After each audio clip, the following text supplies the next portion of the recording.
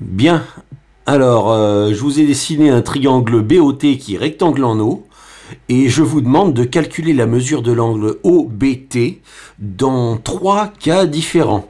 Alors avec ce qu'on a appris sur les triangles et avec ce qu'on a appris sur les triangles rectangles, vous devez pouvoir trouver une méthode pour le faire.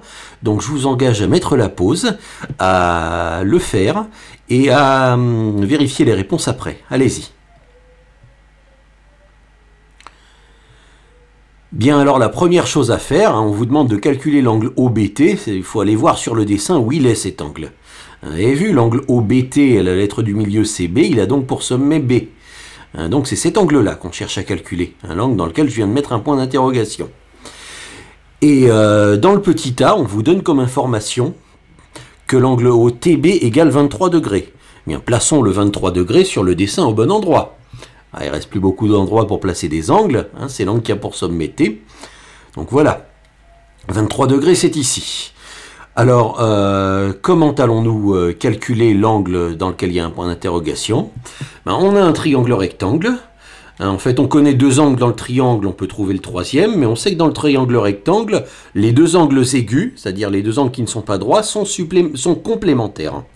C'est-à-dire que leur somme vaut 90 degrés. Deux angles complémentaires sont deux angles dont la somme vaut 90 degrés. Eh bien, je vais dire, si les deux angles sont complémentaires, eh bien, l'angle avec un point d'interrogation, c'est ce qui manquera avec 23 degrés pour faire 90 degrés. Donc j'écris la propriété. Les deux angles aigus d'un triangle rectangle sont complémentaires, donc l'angle OBT, ça va être 90 moins 23. Ce qui fait 67 degrés. Et donc, mon angle OBT vaut 67 degrés. Et voilà comment j'ai réussi à le faire.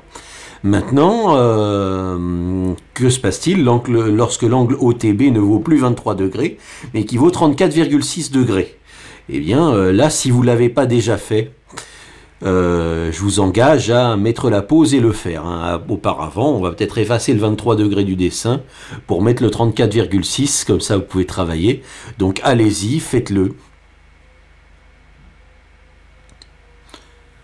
C'est exactement la même chose, sauf qu'à la place du 23, il y a un 34,6. Donc on va écrire de la même manière que les deux angles aigus d'un triangle rectangle sont complémentaires.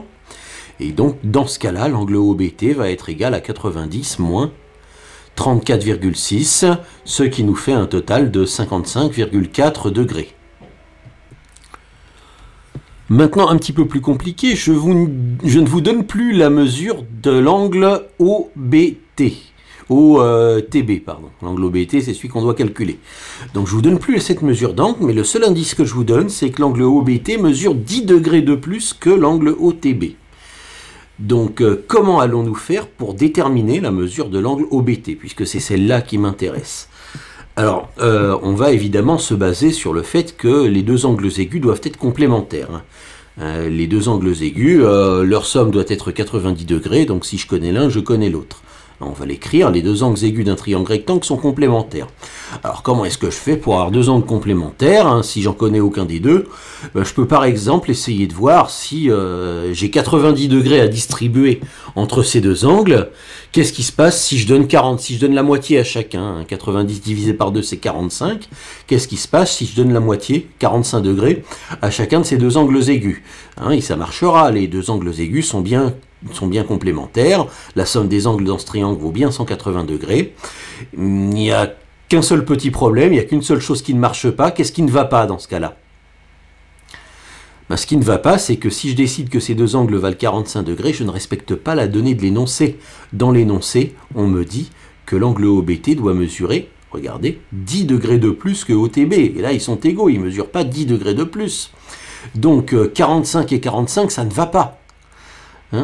Qu'est-ce que je vais bien pouvoir faire pour que l'angle, il faut que je trouve deux mesures d'angle telles qu'il y en ait une qui mesure 10 degrés de plus que l'autre, tout en faisant en sorte que la somme de ces deux angles fasse 90 degrés. Donc ce que je vais faire, c'est que, bon, je peux effacer ces 45 degrés, je sais que c'est pas bon, mais je peux partir de ces 45 degrés, il y a 10 degrés d'écart entre eux, je peux partir de ces 45 degrés et je me dis que si je veux qu'il y ait 10 degrés d'écart entre mes deux angles, Eh bien, une méthode astucieuse consisterait à rajouter la moitié de ces 10 degrés, c'est-à-dire à retirer, pardon, la moitié de ces 10 degrés à un des deux angles, et on retire 5 degrés, la moitié de 10 à l'un des deux angles, et on rajoute la moitié de 10, c'est-à-dire 5 degrés à l'autre angle. Donc on fait 45 moins 5, 45 plus 5. Pourquoi 5? Parce que c'est la moitié de 10. Et 45 moins 5, ça nous fait 40. 45 plus 5, ça nous fait 50. Et voilà, si je prends les valeurs 40 et 50, ce sont bien deux nombres dont la somme vaut 90 et pour lesquels il y a 10 unités d'écart entre les deux. Donc c'est bien ça que je peux prendre comme la mesure des deux angles. Voilà, donc 40 et 50, ça va me donner la réponse. Et comme je veux que l'angle OBT, d'après l'énoncé, soit le plus grand, je vais prendre l'angle OBT égal à 50 degrés. Donc voilà, je vais prendre l'angle OTB qui va être égal à 40 degrés, mais surtout celui qu'on me demande, l'angle OBT, va être égal à 50 degrés. Voilà la petite astuce qu'on a employée pour trouver quand même l'angle OBT lorsque on ne vous donnait pas l'angle OTB, mais on vous donnait juste un lien entre les deux.